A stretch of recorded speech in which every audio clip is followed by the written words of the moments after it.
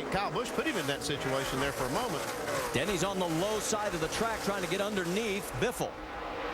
Oh, trouble, and it involves Hamlin. The championship points leader goes around, and can he save it? Caution is out. He keeps it off the wall. Okay, we're going to need 4 tires. Come on around. That's a lot of damage to that right front fender. The very thing he did not want to see happen. You see him slam the wheel. 16 just turned right down on us. Right down on me. He was running 18th at the time. Well, this is just one of those situations. If you qualify in the back, you're going to be in these spots. We're going to need to work on the splitter. We need some braces. Need some splitter braces. Yep. Take a look at the right front corner.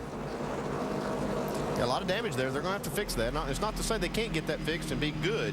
It's just going to take some time. All right, let's go back. Take a look at it again. See, as they come up out of turn 2 here, see Hamlin gets a run. I don't see Biffle turning left.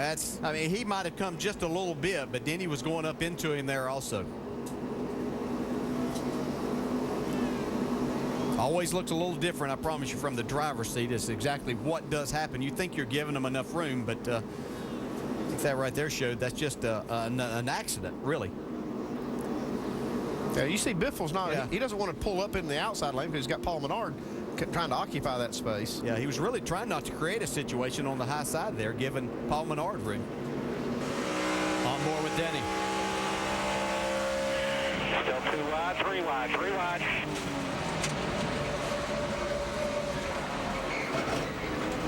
He had gained 19 spots at this point. Let's give you one more view from Greg Biffle. Back on you, in the middle. Caution out behind you. As bad as this is for him, it could have been a lot worse, Jamie. It could happen. Mike Ford is crew chief, very methodical, talking everybody through it, being very calm. They know they're not out of this thing. They've overcome worse this year. You see him working on the splitter braces up there on the right front of the race car. They're filling it up with fuel in the meantime, putting 4 sticker tires on this race car. So once he gets back out there, he could be at an advantage. But remember, they're working against the clock right now. They can only do so much right now before they have to get back out there before they go a lap down. So you see him with the mallet right there working on the splitter. Looks like they fixed it, but they're correcting the left side of the front of Denny Hamlin's race car right now.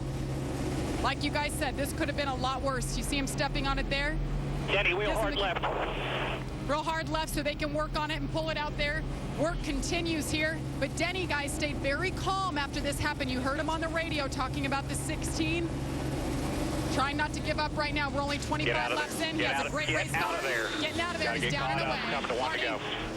It's really important for them to get the shape of all that correct, but it's also going to be important for that right front brace to make sure it's going to stay there. Because that thing breaks and fails, and that thing is going to really let that splitter go down the track, and they'll end up losing that thing because it'll wear on the track. So they still have a little work to do. Kurt Busch also came in. There he is. They come out side by side together. And Hamlin, the only good news for him is that this happened early in the race. There's plenty of time as long as he can stay on the lead lap and suffer no more damage. Now let's listen to Greg Biffle's radio as he explains what happened. Let's try to give the 98 room on the outside there. We're 3 wide. I don't know what he's doing that tight on me when we're 3 wide. Yeah, I can't disagree with Greg Biffle at all. He did nothing wrong in that situation. You know, the tendency is for your car to push up into that car that's on the outside, and Greg was just trying to make sure that he didn't create a situation there. Yeah, you know, he gave Paul some room, maybe just a little bit too much room, but I'm not sure that Denny wasn't going to get into him anyway. Yeah, that's a racing incident is all that you can say. Remember when Denny spun back in New Hampshire, lap 214, dropping from 4th to 22nd. He was the last car in the lead lap then.